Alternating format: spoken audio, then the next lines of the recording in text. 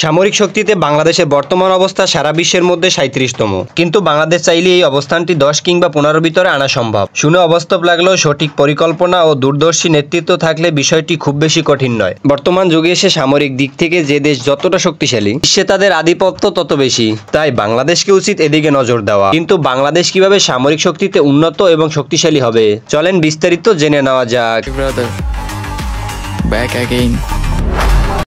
প্রতিরক্ষা বাজেট বাড়াতে হবে। প্রতিরক্ষা খাতে ব্যয় ভারতের স্থান বিশ্বে তৃতীয়। প্রথম স্থানে রয়েছে আমেরিকা ও দ্বিতীয় স্থানে রয়েছে চীন। অর্থনৈতিক অবস্থান একরকম না হলেও এই লড়াইয়ে বাংলাদেশ বেশ পিছিয়ে আছে বললেই চলে। ২০২৩ সালে প্রতিরক্ষা খাতে বাংলাদেশের বরাদ্দ ছিল মোট বাজেটের মাত্র ৫%। পরের বছর কিছুটা বাড়লেও কাঙ্ক্ষিত লক্ষ্য অর্জনের জন্য যথেষ্ট নয়। কিছুটা সীমাবদ্ধতা থাকলেও বাংলাদেশের প্রতিরক্ষা বাজেট যতটা সম্ভব বাড়াতে হবে। দ্বিতীয়ত যে বিষয়টির উপর গুরুত্ব দিতে হবে সেটি হলো সামরিক সরঞ্জাম, বিশেষ করে আকাশ প্রতিরক্ষা ব্যবস্থা উন্নত করতে হবে। বাংলাদেশ বিমান বাহিনীর বহরে ১১২টি বিমান আছে, যেখানে যুদ্ধ বিমান রয়েছে মাত্র ৪৪টি। এর মধ্যে চীনের নির্মিত F7 বিমান আছে মোট ৩৬টি। এই মডেলগুলো বেশ পুরনো।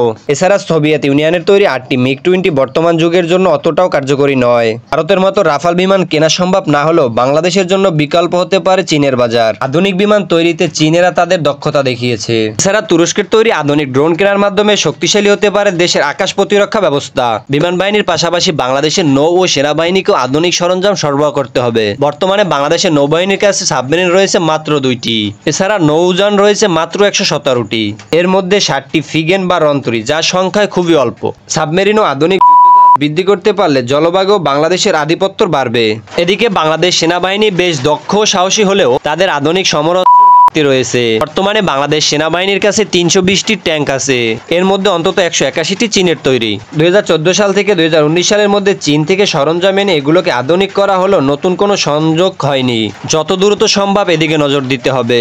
সমশক্তির দিক থেকে বাংলাদেশকে উন্নত করতে হলে আমরা আরও একটা দিকে বেশ ভালোভাবেই জোর দিতে পারি। সেটা হলো নিজেদের অভ্যন্তরে উৎপাদন বাড়ানো। পরশক্তিদার দেশগুলো সেটিই করে। তারা সমরাস্ত্র আমদানির পাশাপাশি নিজেদের দেশি উৎপাদন করে চাহিদা অনুযায়ী যোগান দেয়। ১৯৬৭ সালে চীনের সহায়তায় ঢাকার অভ্যন্তরে গাজীপুরে একটি ফ্যাক্টরি বা সমরাস্ত্র কারখানা নির্মাণ কাজ শুরু হয়। স্বাধীনতার পর ১৯৭৫ সালে চীন বাংলাদেশকে স্বীকৃতি দেয়। তার পরের বছর চীন কারিগরি দল কারখানাটিকে পুনরুজ্জীবিত করে এবং বর্তমানে এখানে বেশ সরঞ্জাম তৈরি হলেও এর কাঁচামাল এবং যন্ত্রাংশ আসে চীন থেকে। এরকম ফ্যাক্টরির সংখ্যা আরো বৃদ্ধি করতে পারলে দেশটির সামরিক সক্ষমতা বৃদ্ধি পাবে।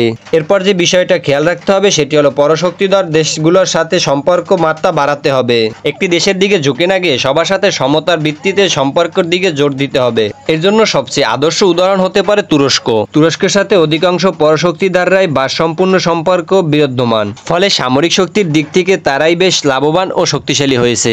সো গাইস, আজকের ভিডিওটি এই পর্যন্তই। দেখা হচ্ছে আবার কোনো নতুন ভিডিওতে। ততক্ষণ মতো ভালো থাকবে। আসসালামু আলাইকুম। যারা যারা এখনো চ্যানেলটিকে সাবস্ক্রাইব করেনি তাড়াতাড়ি সাবস্ক্রাইব করে এবং পাশে থাকা বেল আইকনটিকে অলে সিট করে রাখো। আর যারা ফেসবুক থেকে দেখছো অবশ্যই ফেসবুক পেজটিকে আমার ফলো করে দিবা।